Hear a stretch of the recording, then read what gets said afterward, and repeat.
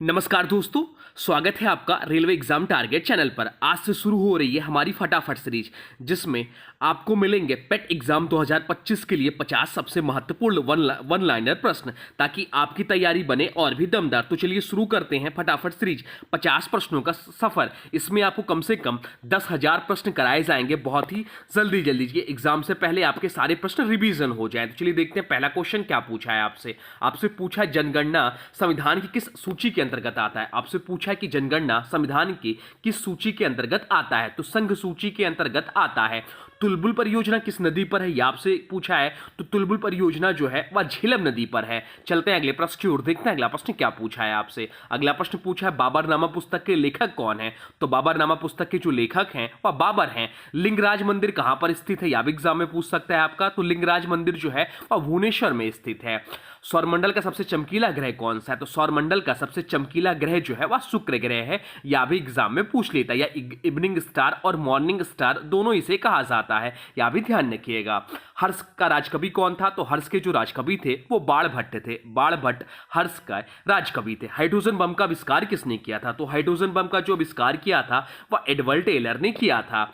चलते हैं अगले प्रश्न की ओर। अगला प्रश्न पूछा गांधी इरविन समझौता कब हुआ था। तो गांधी इरविन समझौता जो हुआ था वह 5 मार्च 1931 को हुआ था। 9वां प्रश्न आपसे पूछा है अर्थशास्त्र का जनक किसे कहा जाता है। तो अर्थशास्त्र का जनक जो कहा जाता है वह एडम स्मिथ को कहा जाता है। अगला प्रश्न है इंडिया हाउस कहाँ स्थित है। तो इंडिया हाउस जो स्थित है वह लंदन में स्थित है। चलते हैं अगले प्रश्न की ओर। अगला प्रश्न पूछा है मुद्रा राक्षस पुस्तक के लेखक कौन है। तो मुद्रा राक्षस पुस्तक के जो लेखक हैं वह विशाख दत्त हैं। इंग्लैंड का प्रथम प्रधानमंत्री कौन था। तो इंग्लैंड का प्रथम प्रधानमंत्री जो था रॉबर्ट वॉलपोल था।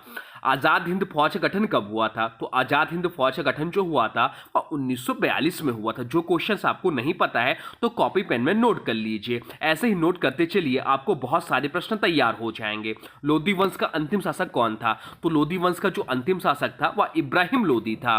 राज्यसभा का पदेन अध्यक्ष कौन होता है। तो राज्यसभा का पदेन अध्यक्ष जो होते हैं वह उपराष्ट्रपति होते हैं। अब चलते हैं अगले प्रश्न की ओर, जो कि 16वां नंबर का प्रश्न है। अगला प्रश्न है विजयनगर किस नदी के तट पर स्थित है। तो विजयनगर जिसकी राजधानी थी हम्पी, जिसे हरिहर और बुक्का ने स्थापित किया था, या जो है या तुंगभद्रा नदी के तट पर स्थित है। भारत में सर्वाधिक शुद्ध सोने के सिक्के किसके शासनकाल में जारी हुआ। तो कुषाण वंश के शासकों ने जारी किया था। रोम शहर किस नदी किनारे स्थित है। तो रोम शहर जो है इटली की राजधानी है, या टाइबर नदी के तट पर स्थित है।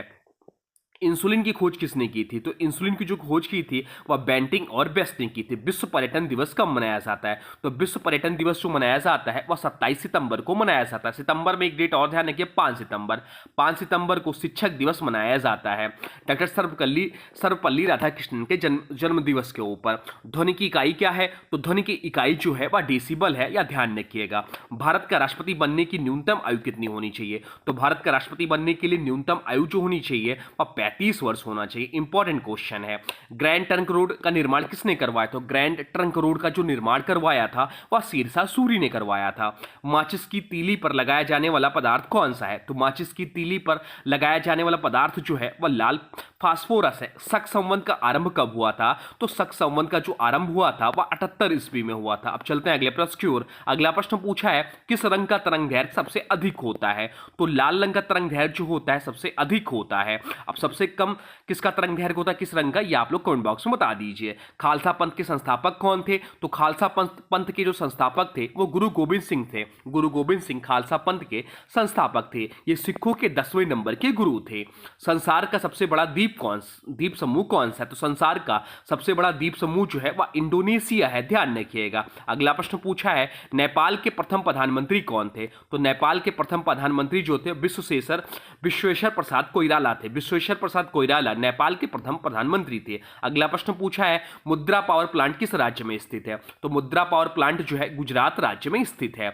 चलते हैं अगले प्रश्न की ओर। अगला प्रश्न पूछा है इंदिरा सागर बांध किस राज्य में स्थित है। तो इंदिरा सागर बांध जो है मध्य प्रदेश राज्य राज्य में स्थित है? भारतीय खिलाड़ी नीरज चोपड़ा का संबंध किस खेल से है? तो भारतीय खिलाड़ी नीरज चोपड़ा का जो संबंध है वो जैवलिन थ्रो से है, ध्यान रखिएगा। वर्ली चित्रकला की शुरुआत किस राज्य से हुई? तो वर्ली चित्रकला की शुरुआत जो हुई महाराष्ट्र राज्य से हुई। बांग्लादेश का राष्ट्रीय पक्षी क्या है? तो बांग्लादेश जिसकी राजधानी है ढाका, मुद्रा है टका, यहाँ का राष्ट्रीय पक्षी जो है ओरिएंटल मैगपाई रॉबिन है, जिसे स्थानीय रूप से डोयल के नाम से जाना जाता है। विश्व गौरैया दिवस कब मनाया जाता है? तो विश्व गौरैया दिवस जो मनाया जाता है 20 मार्च को मनाया जाता है। मार्च में एक दिवस और इंपॉर्टेंट है, अंतर्राष्ट्रीय महिला दिवस। तो अंतर्राष्ट्रीय महिला दिवस जो मनाया जाता है वह 8 मार्च को मनाया जाता है। मुगल काल में जनपद को क्या कहा जाता था? तो मुगल काल में जनपद को जो कहा जाता था वह सरकार कहा जाता था। अगला प्रश्न पूछा है, भारत के अटॉर्नी जनरल की नियुक्ति कौन करता है? तो भारत के अटॉर्नी जनरल की जो नियुक्ति करते हैं वो भारत के राष्ट्रपति करते हैं। बेटी बचाओ बेटी पढ़ाओ योजना की शुरुआत कब हुई? तो बेटी बचाओ बेटी पढ़ाओ योजना की शुरुआत जो हुई वह 22 मई 2015 से हुई, हरियाणा के पानीपत से हुई थी। ब्यास नदी का प्राचीन नाम क्या था? तो ब्यास नदी का प्राचीन नाम जो था वह बिपाशा था।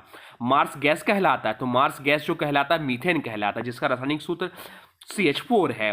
कृत्रिम वर्षा के लिए प्रयोग में लाया जाता है, तो कृत्रिम वर्षा में प्रयोग में लाया जाता है सिल्वर आयोडाइड। चलते हैं अगले प्रश्न की ओर। अगला प्रश्न पूछा है, लोहे का सबसे शुद्ध रूप है? तो लोहे का सबसे शुद्ध रूप जो है पिटवा लोहा से है। विद्युत एवं उष्मा का सर्वोत्तम चालक है? तो विद्युत एवं उष्मा का सर्वोत्तम चालक है चांदी। चांदी विद्युत एवं उष्मा का सर्वोत्तम चालक है। अगला प्रश्न पूछा है, वस्तु का भार अधिकतम होता है? तो वस्तु का भार अधिकतम कहाँ होता है ये आपसे पूछा है। तो वस्तु का भार अधिकतम जो होता है निर्वात में होता है। 18 कैरेट सोने में शुद्ध सोना होता है? या क्वेश्चन जो पेट एग्जाम जो पहली बार पेट एग्जाम हुआ था इसमें पूछा गया था, 18 कैरेट सोने में शुद्ध सोना होता है? तो 75% होता है। अगला प्रश्न पूछा है, दीन ए इलाही की स्थापना किसने की थी? तो दीन ए इलाही की स्थापना जो की थी वह अकबर ने की थी। भारत का सबसे बड़ा बॉक्साइट उत्पादक राज्य कौन सा है? तो भारत का सबसे बड़ा बॉक्साइट उत्पादक राज्य जो है उड़ीसा है, जिसकी राजधानी भुवनेश्वर है। स्वामी विवेकानंद के बचपन का नाम क्या था? तो स्वामी विवेकानंद के बचपन का जो नाम था वह नरेंद्र दत्त था। गांधी जी को ब्रिटिश ने कौन सी उपाधि प्रदान की थी जो उनके द्वारा त्याग दी गई थी? तो गांधी जी को ब्रिटिश के द्वारा केसर ए हिंद की उपाधि प्रदान की गई थी, जो कि जालियांवाला बाग हत्याकांड के बाद इसे त्याग दी गई थी।